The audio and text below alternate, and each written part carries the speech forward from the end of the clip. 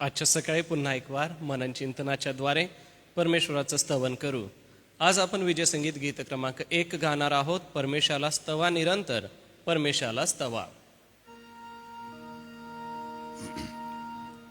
परमेशाला स्तवा निरंतर, परमेशाला स्तवा, परमेशाला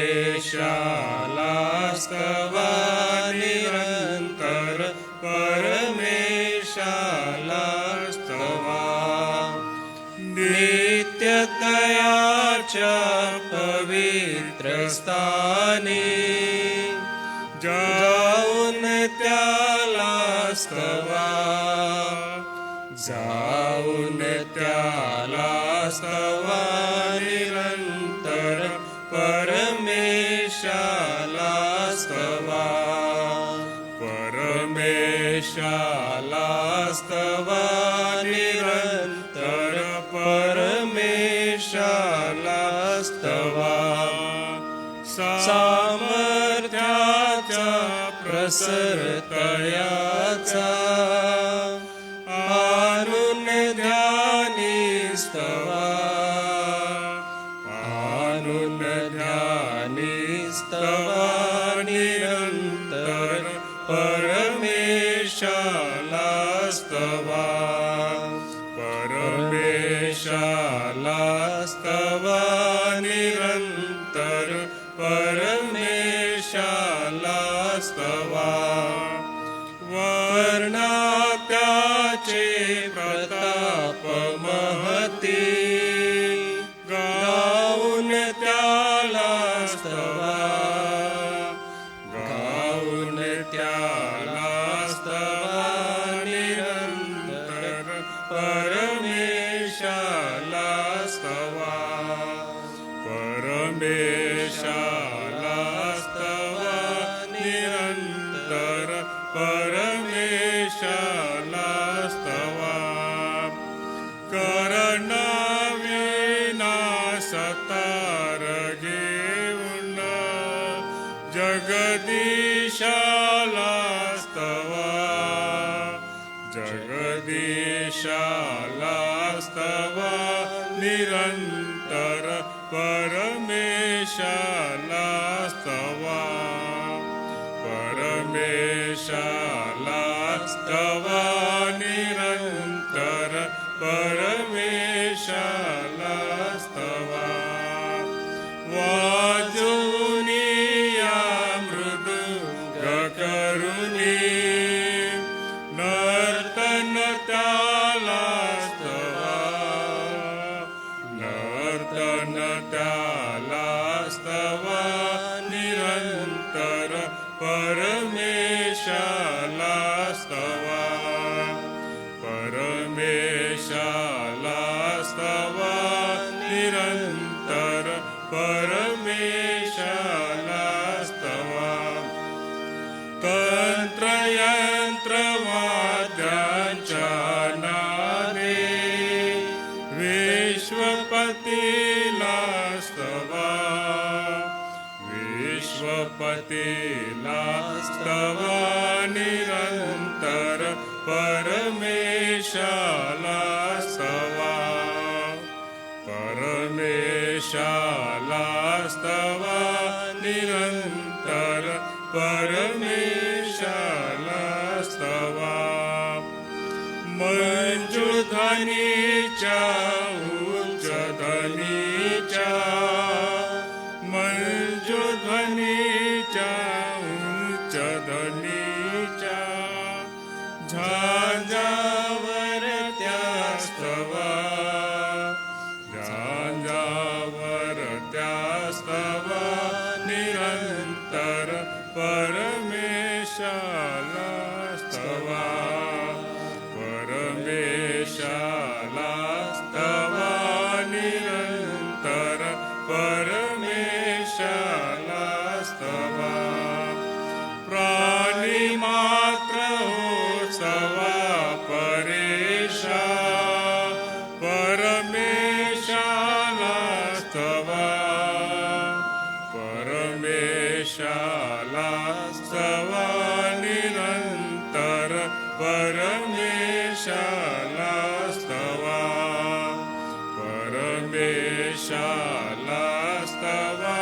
निरंतर परमेशाला स्तवा.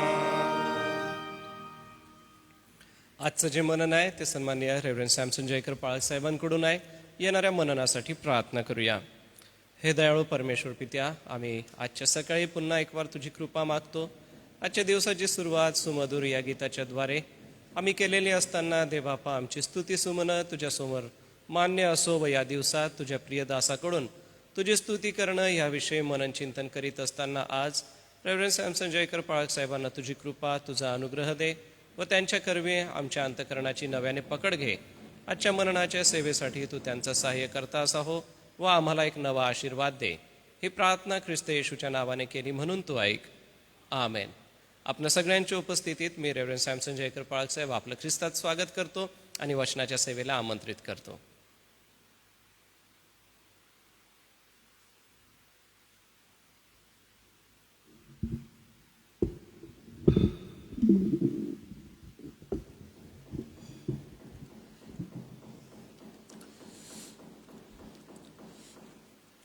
परमेश्वराला धन्यवाद. मिळालेल्या संधीबद्दल आभार मानतो.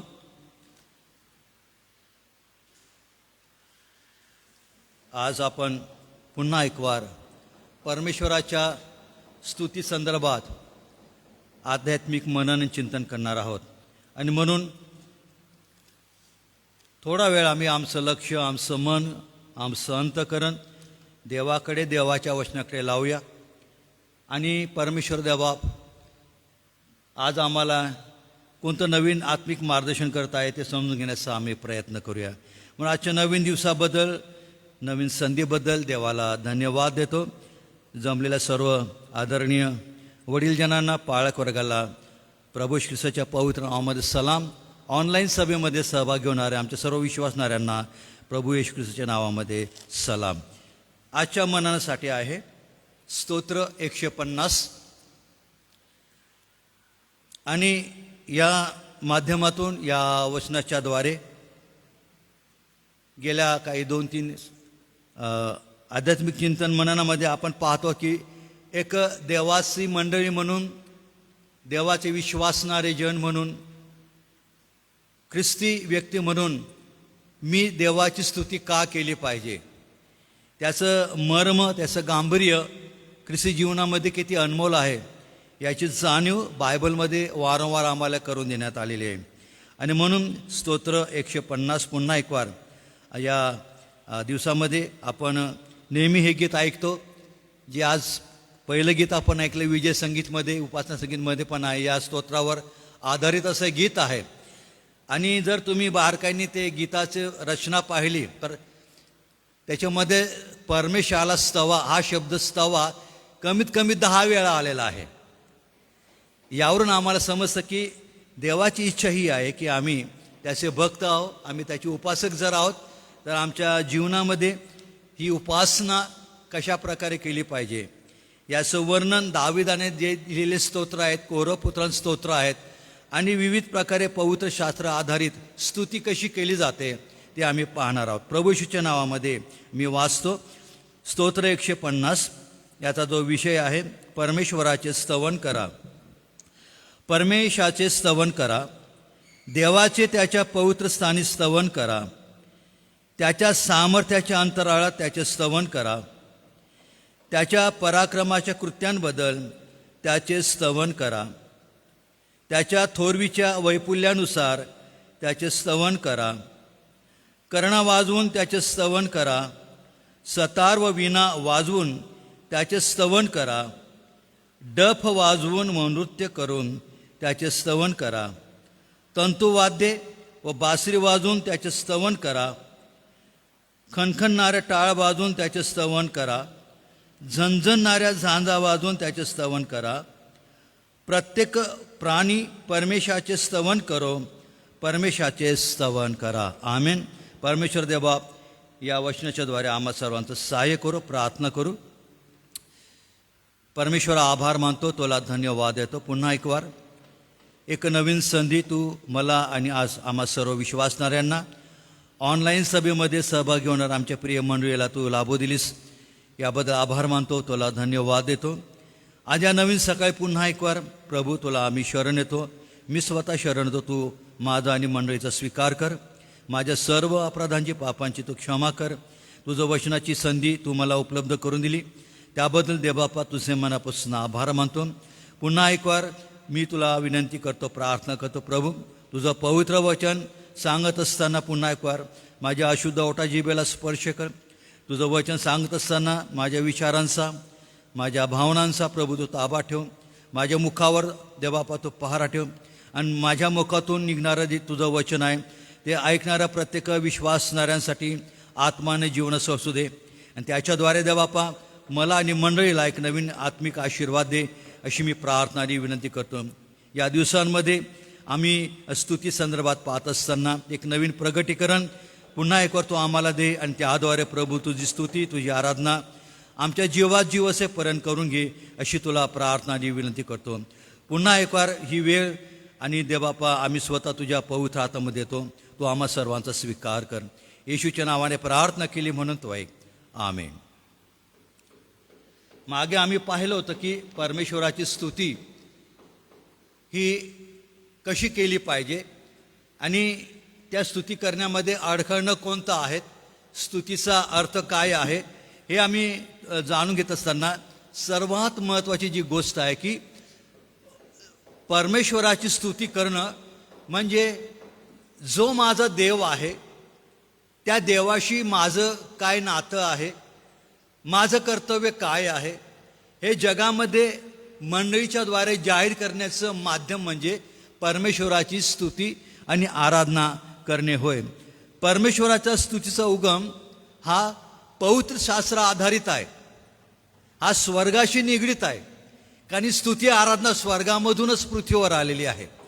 आणि म्हणून परमेश्वराचा स्तुतीचा जो उगम जो आहे तो मंडळीला आज स्तुती करण्याचं एक महत्त्वाचं साधन त्याने दिलेलं आहे. ते म्हणजे त्रिकत्वातील एक पवित्र व्यक्ती म्हणजे पवित्र देव, पवित्र आत्मा. हा मंडळीला पवित्र आत्म्याची प्रेरणा सतत आणि सतत देत असतो. आणि मंडळीचं ना आमचं आध्यात्मिक जीवन सदैव जिवंत ठेवण्याचा तो प्रयत्न करत असतो. आणि म्हणून या दिवसामध्ये स्तुती करणं हा अत्यंत महत्त्वाचा असा भाग आमच्या मंडळीशी, आमच्या जीवनाशी निगडीत असा आहे. अडखळणं आम्ही पाहिलेलं असताना एखादं पाप, अयोग्य विचार, इतरांबद्दल असणारी आमची मनोवृत्ती, क्षमा आणि समेट्याची भावना नसणं, ह्या गोष्टी आम्हाला स्तुतीपासून दूर घेऊन जात असतात. आणि एक प्रकारे आमचं आध्यात्मिक जीवन मृतावस्थेमध्ये होतं. आणि स्तोत्र 115, 17, 88, 10, 12, 6, 5 आणि प्रगटीकरण 3 अध्याय 1 वचनामध्ये यामध्ये एक सत्य प्रगट केलेलं आहे की जे जिवंत लोक आहेत तेच हे परमेश्वरा तुझी स्तुती करू शकतात. आणि म्हणून या दिवसामध्ये आध्यात्मिक जिवंतपणा येशू ख्रिस्ताच्या द्वारे पवित्र आत्म्याने आज मंडळी म्हणून आम्हाला दिलेलं असताना त्या परमेश्वराला आपण धन्यवाद देऊ. या स्तुती आणि आराधना ही बायबल आधारित अशी आराधना आहे, ही जगिक स्तुती आराधना नाही आहे. आणि बायबलच्या प्रत्येक पानामध्ये आम्हाला परमेश्वराची स्तुती संदर्भात आम्हाला पाहायला मिळत आहे. आज आम्ही पाहणार आहोत की देवाची स्तुती किंवा परमेश्वराची स्तुती याचे काही हिब्रू शब्द आहेत, त्या शब्दाचा अर्थ काय आहे हे थोडक्यामध्ये आज आम्ही पाहण्याचा प्रयत्न करणार आहोत. आणि म्हणून पहिला जो शब्द आहे स्तुती आराधनेला असं म्हटलेलं आहे की जुन्या करारामध्ये हलाल हा शब्द वापरलेला आहे. जुन्या करारात स्तुती यासाठी हलाल हा शब्द वापरलेला आहे, अनेकदा वापरलेला आहे. आणि जवळपास हलाल हा शब्द जुन्या करारामध्ये 88 वेळा आलेला आहे. याचा अर्थ जो आहे की स्पष्ट आवाजात स्तुती करणं, विधियुक्त उत्सव साजरा करणं, देवाचं गौरव करणं, देवाची स्तुती, देवाची बढाई करणं, या संदर्भात हा अर्थ वापरण्यात आलेला. त्याला हलाल असं म्हटलेलं आहे. देवाच्या स्तुती करण्यासाठी मंडळी म्हणून आम्हाला स्पष्ट शब्दामध्ये आवाज काढण्याची गरज असते. पुष्कळदा काय होतं की स्तुती करण्याचा प्रसंग निर्माण होतो तेव्हा फार थोडे मोजके लोक देवाची स्तुती करतात, तोंडातून शब्द बाहेर निघत नाही. उदाहरणार्थ मंडळीमध्ये जेव्हा पाळक साहेब आमेन हा शब्द उच्चारतात. पाळकांशिवाय काही ठराविक लोकांशिवाय आमेन कोणी म्हणत नाही. लोप पावलेला शब्दच आलेला आहे. तसं नाही आहे प्रियानो. आमेन हा शब्द हा एक स्तुतीचा शब्द आहे की जे आम्ही देवाकडे मागितलेलं आहे ते देवाने मान्य केलेलं आहे, हा त्याचा अर्थ आहे. आणि म्हणून देवाच्या स्तुतीसाठी स्पष्ट शब्दामध्ये आवाज काढणं. प्रभूची प्रार्थना घ्या. प्रभूची प्रार्थना आम्ही पाहतो की ठराविक लोकांचा आवाज येतो. तसं नाही आहे. जेव्हा मंडळी परमेश्वराच्या दारामध्ये जमते, मंदिरामध्ये एकत्र येते, ती स्तुती आराधना लहान थोर सर्वांनी मिळून केलेली असली पाहिजे. की ठराविक लोकांनीच येऊन स्तुती करावी असं बायबलमध्ये कुठंच म्हटलेलं नाही आहे. आणि म्हणून हालाल या शब्दाचा अर्थ आहे की स्पष्ट आवाजात उच्चारण. स्तुतीचा प्रत्येक शब्द देवाचा गौरव करणारा असला पाहिजे. देवाबद्दलचा अभिमान, देवाबद्दल असणारं भय, देवाबद्दलचा आदर आणि देवाने जे काही अगणित अनंत उपकार आमच्यावर केलेले आहेत त्याबद्दल देवाचं स्तुती करणं, गौरव करणं हा त्याचा अर्थ आहे. आणि म्हणून पहिला शब्द आहे तो हालाल असा आहे. दुसरा शब्द आहे स्तुतीच्या संदर्भात म्हटलेला आहे हिल्लुवी हा शब्द आहे. आणि हा शब्द आहे विशेष करून शेतीच्या हंगामाबद्दल देवाचे आभार मानणे असा आहे. हालाल या शब्दापासून हिल्लुवी हा शब्द आलेला आहे. हंगामाच्या समाप्तीसाठी हंगाम संपलेला आहे, भरपूर उत्पन्न आलेलं आहे, पीक मिळालेलं आहे, त्यासाठी हा हंगाम जो देवाने दिलेला आहे त्या हंगामाबद्दल देवाचे आभार मानणं, प्रदर्शन करणं आणि उत्सव व आनंदाने ते प्रगट करणं हा त्याचा अर्थ आहे. हिल्लुवी या शब्दाचा एक महत्त्वाचा अर्थ म्हणजे आता चिंतेने दीर्घकाळ वाट पाहण्याचे दिवस आता संपलेले आहेत. सुरक्षितपणे हंगामाचे उत्पन्न गोळा करण्यात आलेले आहे.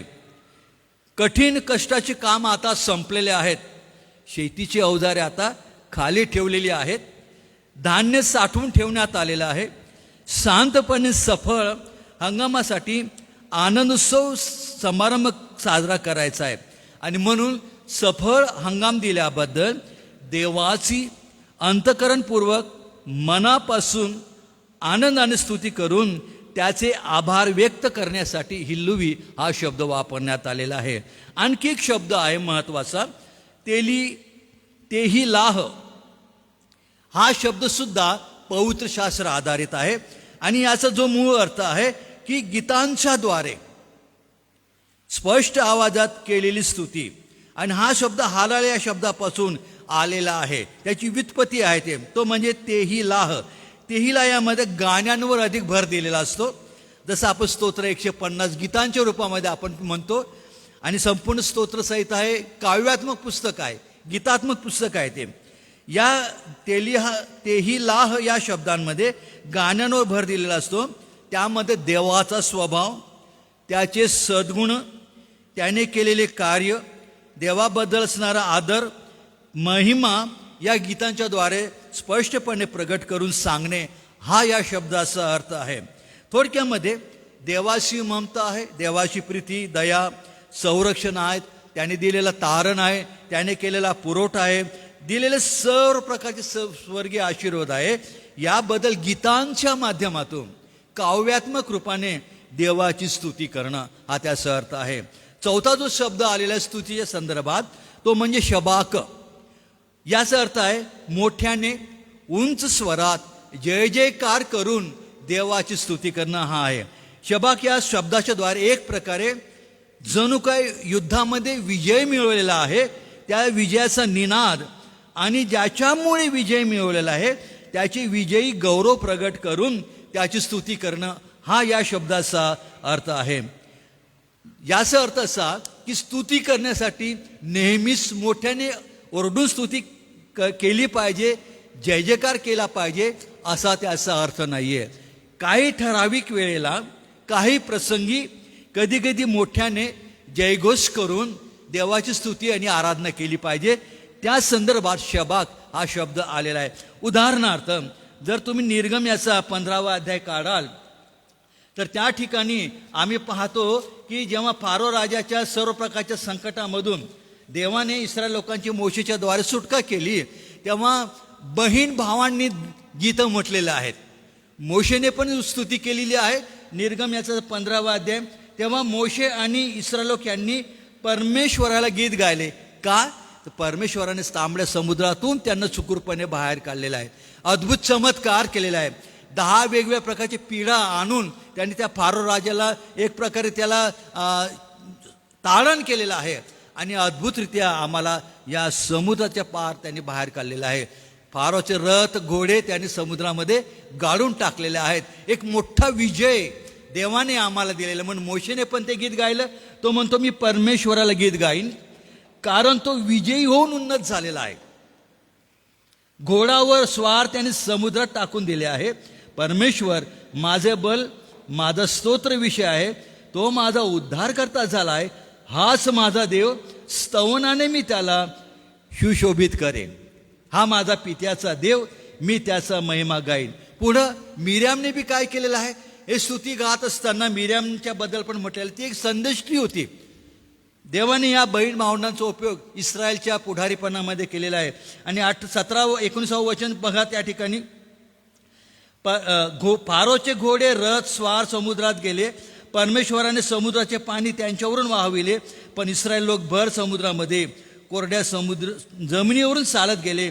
म्हणून त्यांनी वरील गीत गायले. मग अहरोनाची बहीण मिर्याम संदेशीने एका महिलेने, एका बहिणीने काय केलं? स्तुती कशी केलेली आहे भावांनो बहिणीनं? त्याने हातामध्ये डफ घेतला. सर्व स्त्रिया, फक्त तीच नाही तर इस्रायलच्या स्त्रिया, कुमारिका, कन्या सर्व तिच्या मागून चालल्या. कशा चालल्या? गीत पण गायलं आणि डान्स किंवा नाचत त्यांनी स्तुती केलेली आहे. आणि मिर्यामने त्यांच्या गाण्यावर ध्रुपद धरलं. परमेश्वराला गीत गा कारण तो विजयी होऊन उन्नत झालेला आहे. आणि म्हणून शाबाक या शब्दाचा जो अर्थ मूळ शब्द आहे की प्रसंगामध्ये जेव्हा परमेश्वर विजयी देतो, त्या विजयी देणाऱ्या परमेश्वराला धन्यवाद देण्यासाठी जयघोषानं स्तुती आणि आराधना करणं आहे. एक प्रसंग आठवतो का आपल्याला?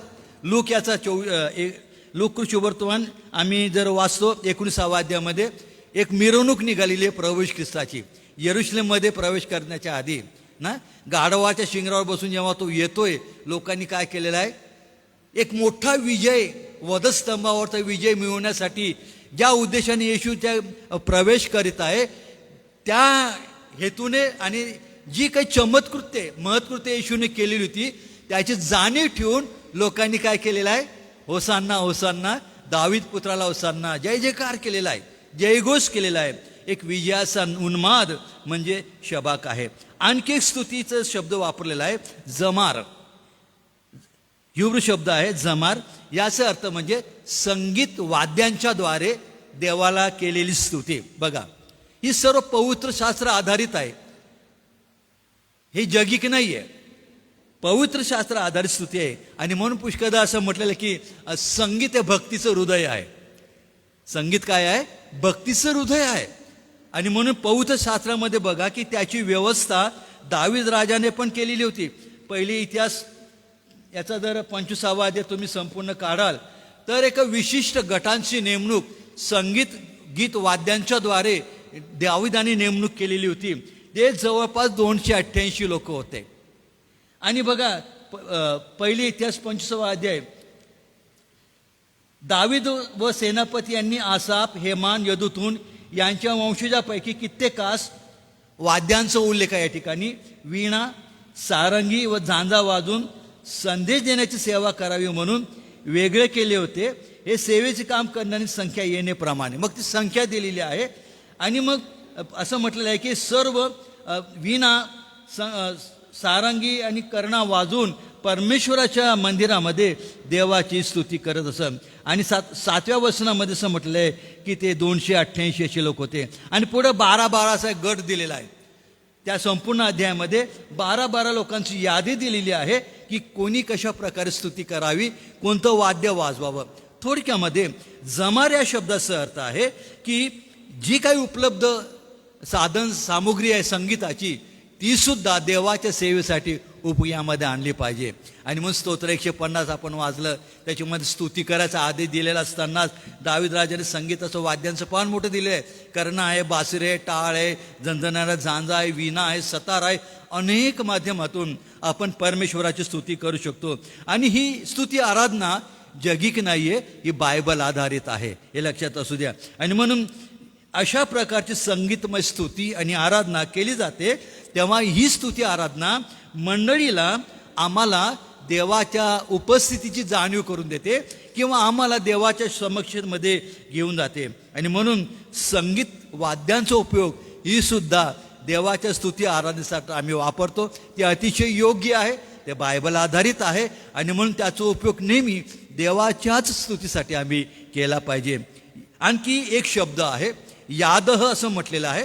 म्हणजे हात उभारून, बाहू उभारून, हात उंच करून देवाचे आभार मानणं, देवाची स्तुती करणे. आणि या शब्दामध्ये जेव्हा हात उभारला जातो, बाहू उभारला जातो, तेव्हा संपूर्ण शरणागतीचा अर्थ सामावलेला आहे.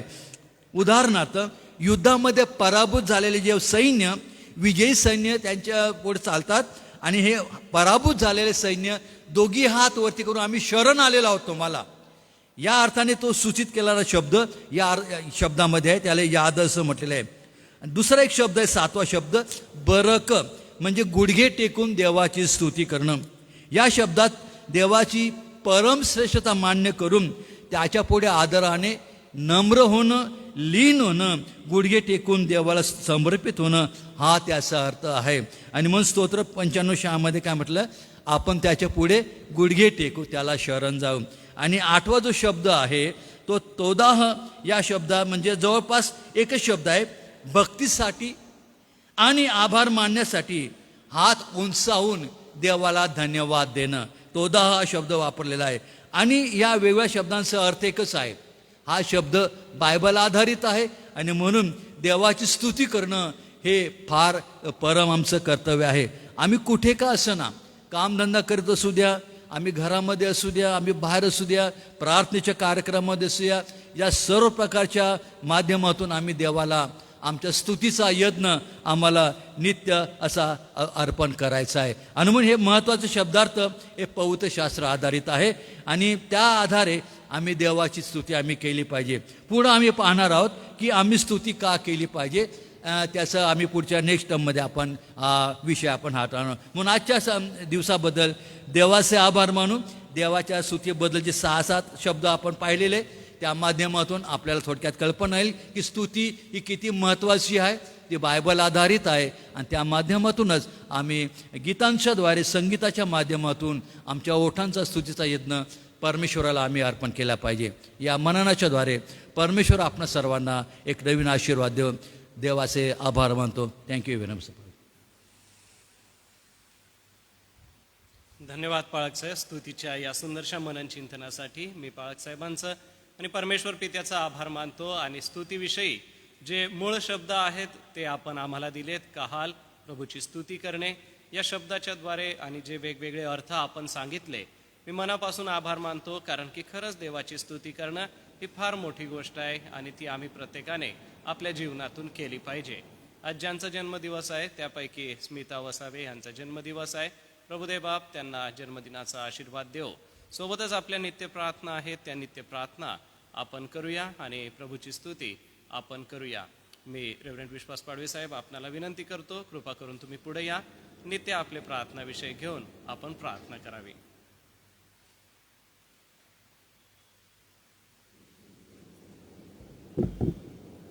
आमच्या स्वर्गातील जिवंत आणि थोर देव बापा, आम्ही तुझ्या नावाला धन्यवाद देतो. प्रभू, तुझी स्तुती करतो. खरोखर तू स्तुतीस पात्र असा आमचा जिवंत परमेश्वर आहे. आणि प्रभुदेव बापा, आकाशाच्या एका सीमेपासून दुसऱ्या सीमेपर्यंत तुझं स्तवन करावं. पूर्वेपासून पूर्व जितकी दूर आहे तिथपर्यंत आम्ही तुझं स्तवन करावं. वर आकाशात आणि खाली पृथ्वीवर एकच स्तवनीय नाम आहे आणि ते म्हणजे आमचा जिवंत परमेश्वर. प्रभू येशू ख्रिस्तामध्ये तो मानवाला भेटला. प्रभू येशू ख्रिस्तामध्ये त्याने मानवाची सर्व चिंता दूर केली, पाप दूर केलं आणि त्याला मुक्तीचा आणि सार्वकालिक जीवनाचा आनंद दिला. आणि प्रभुदेव बाप्पा, या सर्व मुक्तीच्या कार्यामधून प्रभू ज्यावेळेस आम्ही तुझ्याकडे पाहतो त्यावेळेस आमची अंतकरणं नेहमी तुझ्या स्तुतीने भरली पाहिजे. आज प्रभू देवापा तुझ्या वचनातून आम्हाला पाहायला मिळालं प्रभू, खरोखर निरनिराळ्या प्रकारच्या प्रसंगांना, निरनिराळ्या प्रकारच्या वाद्यांनी प्रभू देवापा आम्ही तुझं स्तवन कसं करावं, त्याचे अर्थ काय आहेत परमेश्वरा. आणि खरोखर तू जो परमेश्वर आहे त्या परमेश्वराला गंभीरतेने, आनंदाने, उंच स्वराने आम्ही तुझं स्तवन करावं, एवढंच आमचं एक कर्तव्य आहे. एवढंच नव्हे तर प्रभू देवापा, मनुष्य तू या पृथ्वीच्या पाठीवर ठेवला, त्यामागं तुझा उद्देश देखील तोच होता की आम्ही तुझं गौरव करावं. होय देवापा, आणि हे गौरव करत असताना तू आम्हाला अनेक गोष्टी दिलेल्या आहे, अनेक आशीर्वाद दिलेले आहे, जीवनामध्ये अनेक गोष्टींचा पुरवठा तू केलेला आहे परमेश्वरा. आणि त्या सगळ्यांकडे पाहत असताना प्रभू, आम्ही नित्य तुझं स्तवन करावं, आमच्या अंतकरणाला उंच करावं आणि सदैव आम्ही स्तुतीचा यज्ञ तुझ्या पुढे सादर करत राहावा, अशी कृपा तू आमच्यावर कर, अशी आम्ही तुला प्रार्थना आणि विनंती करतो. आज प्रभू जे वचन आमच्यापर्यंत आलेले त्या दासाबद्दल आम्ही तुझ्या नावाला धन्यवाद देतो. रेव्हरंड सॅमसन जयकर, त्यांचं कुटुंब, त्यांचं परिवार, लेकरं, नातवंड आणि प्रभुदेवापा त्यांची सेवा तू आशीर्वादित करीत आलास. आतापर्यंत त्यांना तू सुखी आणि निरोगी ठेवलंस आणि प्रभुदेवापा येणाऱ्या दिवसात देखील त्यांच्याद्वारे तू गौरवीला जा, उंचवीला जा. तुझी सेवा प्रभू त्यांच्याकडून होऊ दे, अशी आम्ही तुला प्रार्थना आणि विनंती करतो. आज प्रभुदेवापा पुन्हा आम्ही तुझ्या नावाला धन्यवाद देतो, तुझी स्तुती करतो. प्रभू एसएमला तू आतापर्यंत सांभाळलंस, चालवलंस, एसएमवर तुझ्या आपली कृपादृष्टी ठेवलीस. प्रभुदेवापा सर्व परिस्थितीमधून प्रभू एसएमला तू सुरक्षित ठेवलेलं आहे, सांभाळलेलं आहे. एसएमचं सेवा कार्य, एसएमचं व्यवस्थापन, एसएमचे सर्व लोक प्रभुदेवापा ज्या प्रकारे सेवा कार्य करत आहे आणि त्या प्रकारे प्रभुदेवापा खरोखर आम्ही पाहत असतो की प्रभू या दिवसामध्ये जे कठीण दिवस आलेले आहे आणि त्या सर्व कठीण दिवसातून प्रभुदेवापा तुझ्या सेवेमध्ये आम्ही आमचं चित्त लावावं, तुझ्या सेवेतच आम्ही आमचं लक्ष लावावं, यासाठी लागणारी कृपा तू आमच्या प्रत्येक सेवकाला तू देत आहेस. म्हणून आम्ही तुझे आभार मानतो, तुझी स्तुती करतो. एसएमच्या सर्व मंडळ्या, एसएमचं ट्रस्टचं सगळं सेवा कार्य, शाळा आहे, वसतिगृह आहे, शेतीचं कार्य आहे प्रभू, या सर्वांमधून प्रभू तू आम्हाला आशीर्वादित केलेला आहे. या सर्वांमधून प्रभू तू आमच्या संगती आहे याची अनुभूती तू आम्हाला दिलेली आहेस. म्हणून आम्ही तुझे आभार मानतो आणि तुझी स्तुती करतो. आम्ही प्रभू एसएमच्या मंडळांसाठी विशेष प्रार्थना करतो. या मंडळांमधून तुझी सेवा सतत होत राहावी, या मंडळांमधून प्रभू तुझ्या वचनाची घोषणा सतत होत राहावी, म्हणून देखील प्रभू तू कार्य कर, अशी आम्ही तुला प्रार्थना आणि विनंती करतो. आमच्या मंडळीमध्ये प्रभू जे आजारी जन आहेत त्यांची देखील आम्ही आठवण करतो, प्रार्थना करतो. देवापा दया कर, कृपा कर आणि प्रभू त्यांचं आजारपण तू घालवून टाक प्रभुदेवापा. आणि या परिस्थितीमधून त्यांनी तुझ्याकडे पाहावं, तुला प्रभू शरण यावं आणि प्रभुदेवापा या परिस्थितीमध्ये देखील तुझा धन्यवाद त्यांनी करावा.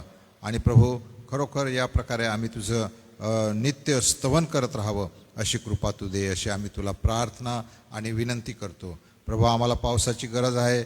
या पावसाळ्याच्या सीझनमध्ये ज्या वेळेवर पाऊस पडायला पाहिजे तो पाऊस पडलेला नाही आणि त्यामुळं प्रभू सर्व लोक चिंतेमध्ये आहेत.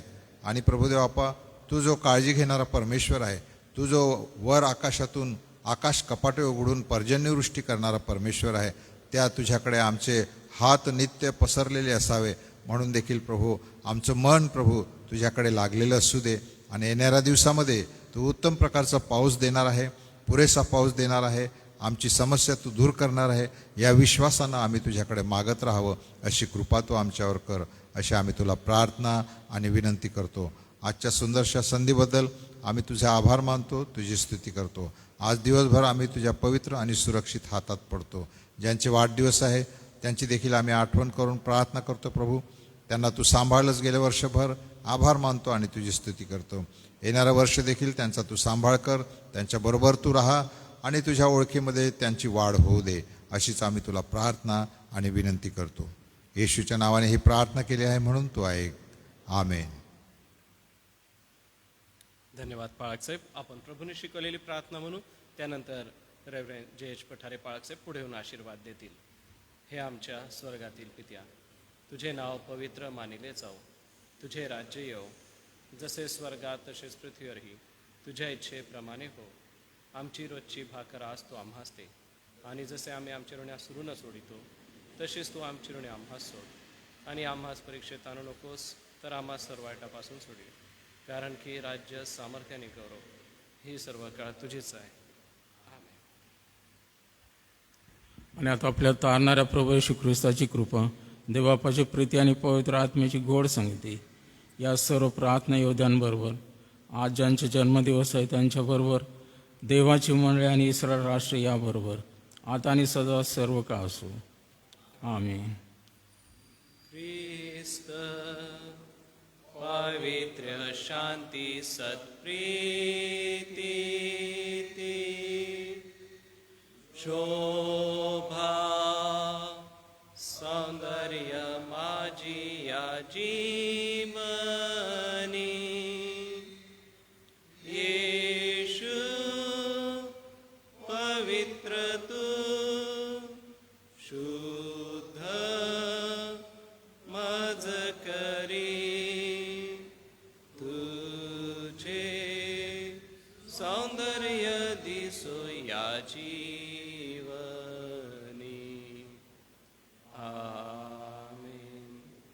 उद्यासाठी सूचना आहे. उद्या मी रेव्हरंड विश्वास पाडवी साहेबांना विनंती करेन की उद्याचं मनन आपण घ्यावं. सर्वांना सलाम.